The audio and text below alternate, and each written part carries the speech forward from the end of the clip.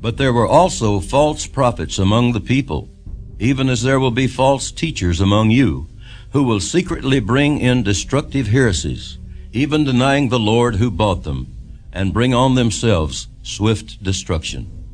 And many will follow their destructive ways, because of whom the way of truth will be blasphemed. By covetousness they will exploit you with deceptive words. For a long time their judgment has not been idle, and their destruction does not slumber.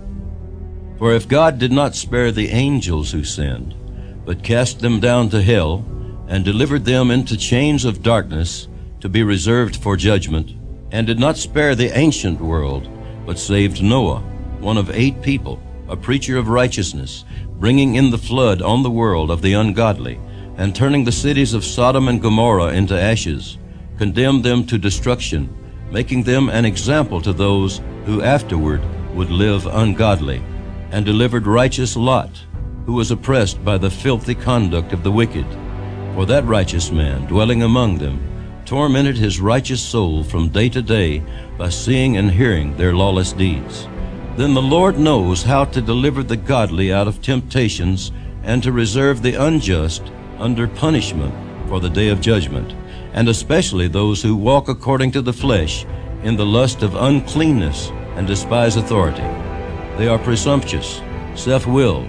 They are not afraid to speak evil of dignitaries, whereas angels, who are greater in power and might, do not bring a reviling accusation against them before the Lord.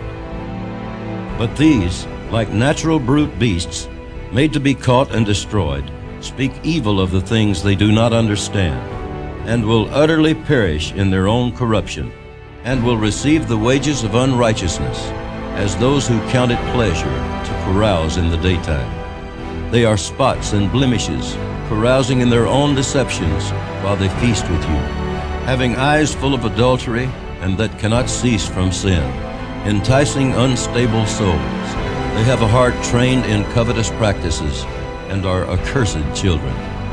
They have forsaken the right way and gone astray, following the way of Balaam, the son of Beor, who loved the wages of unrighteousness.